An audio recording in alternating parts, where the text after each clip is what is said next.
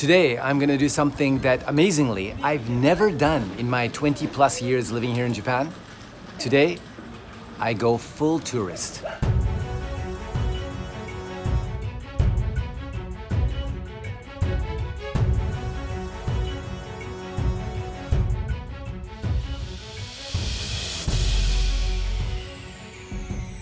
Ise City is home to the most important shrine of Japan's indigenous Shinto religion, a pilgrimage destination for thousands of years.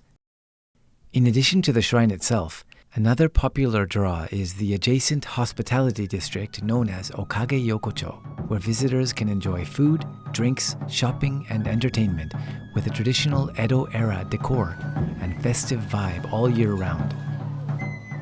Interestingly, although this place is extremely popular for domestic tourists, it's not often visited by travelers from overseas.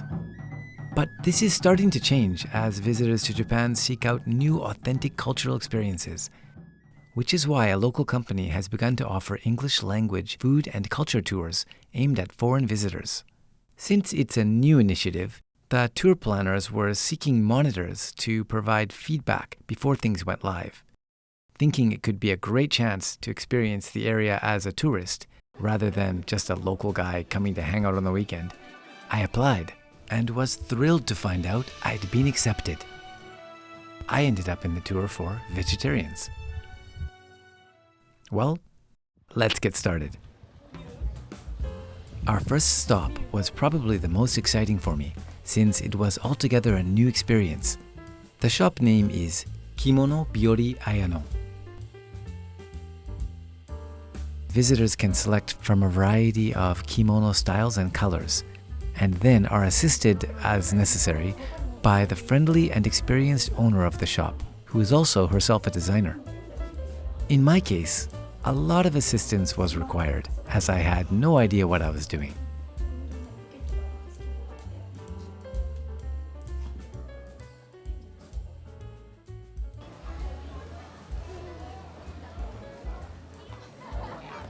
Time for a mid-morning snack.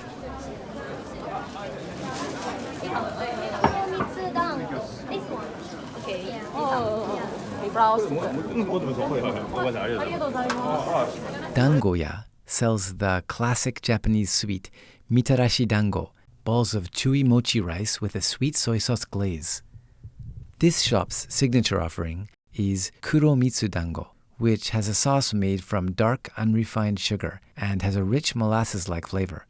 It's also the one thing on today's menu that isn't completely vegetarian, since there's a small amount of crab extract in the sauce. No problem for me, but if you do have dietary restrictions, go for the classic mitarashi dango instead.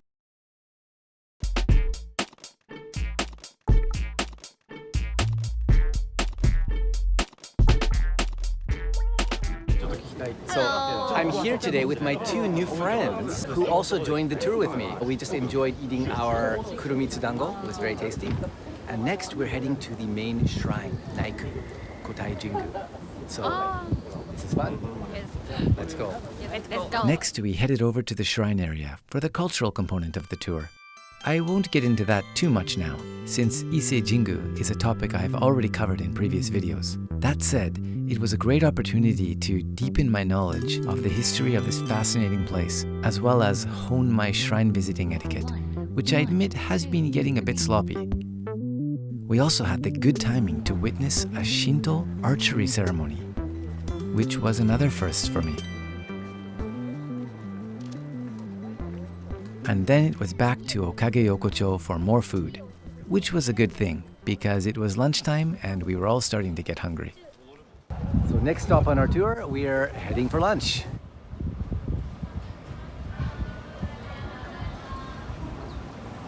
We ate lunch at Tofu-ya.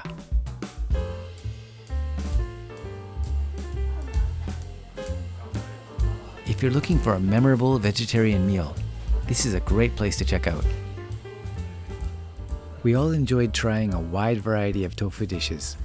Even though I often eat tofu at home, since it is a staple here in Japan, I think I've never really appreciated it until now. Such a range of textures and flavors, some delicate and others bold and satisfying, like the Dengaku-style tofu in rich miso sauce. That one seemed to be the most popular all around. But for me, it really was hard to choose a favorite. And in the end, it was the sheer variety that made the meal such a memorable and fun experience. This is tofu sushi. Rice on the bottom, tofu and miso paste on top.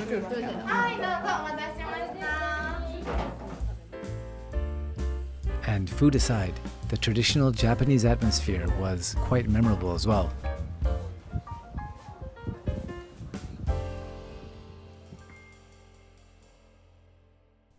Then we proceeded to the arts and crafts component of the tour, painting maneki-neko, or beckoning cats. These little guys can be seen welcoming customers in shops across Japan, and it's also one of the symbols of Okage-yokocho. Anyway, this isn't something I would have chosen to do. Maybe a fun thing to do if you're traveling with kids, or just enjoy this kind of thing. Moving along.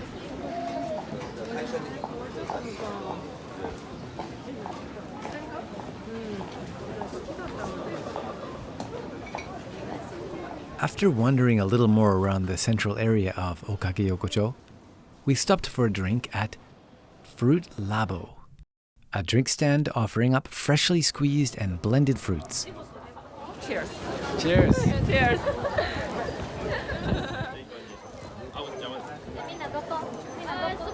Decopon juice. It's delicious. いちごです。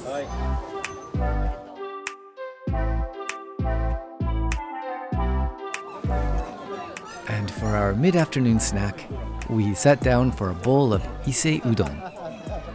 This is our local variety of udon noodles. They have a softer texture than ordinary udon and are eaten with a signature sauce rather than the standard udon soup broth. Usually the sauce includes katsuo or bonito dashi for the base of the flavor, but we had the new vegetarian version that gets its umami flavor from shiitake mushroom dashi instead. I actually liked this better than the original, which was unexpected.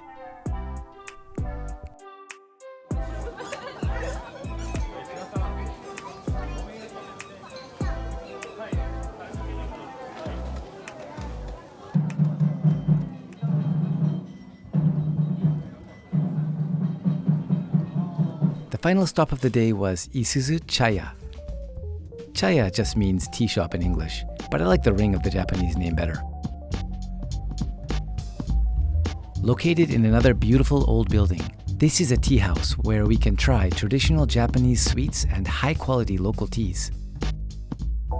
There are also a lot of creative, less traditional offerings as well. But today was meant to be an authentic Japanese cultural experience. So we were served matcha and traditional-looking tea sweets, both rivaling anything I've had in Kyoto. And the atmosphere was pretty sublime as well.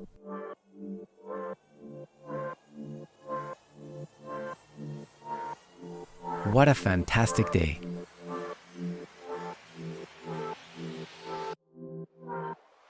Of course, it would have been possible to have the same experience without joining a tour. I mean, I come here pretty regularly and always have a good time. But even speaking Japanese and knowing the area well, there are just so many layers to this place and so much to take in that you're always going to miss something. As someone who has shunned guided tours in the past, I have to admit that there really is something to be said for letting a local expert lead you through the perfect experience of a place. Especially a place like Ise, where a lot of the meaning behind things is below the surface and requires some explanation to bring it to light.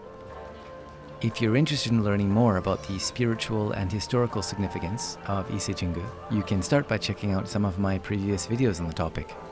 As for Okage-yokocho, I've really just scratched the surface of the food, drink, and fun that's available here. In my opinion, it really is one of the best places in Japan to wander and sample street foods, tea, and other locally brewed beverages. And I'm planning a follow-up video that will focus on that. If this kind of content appeals to you, don't forget to subscribe to my channel.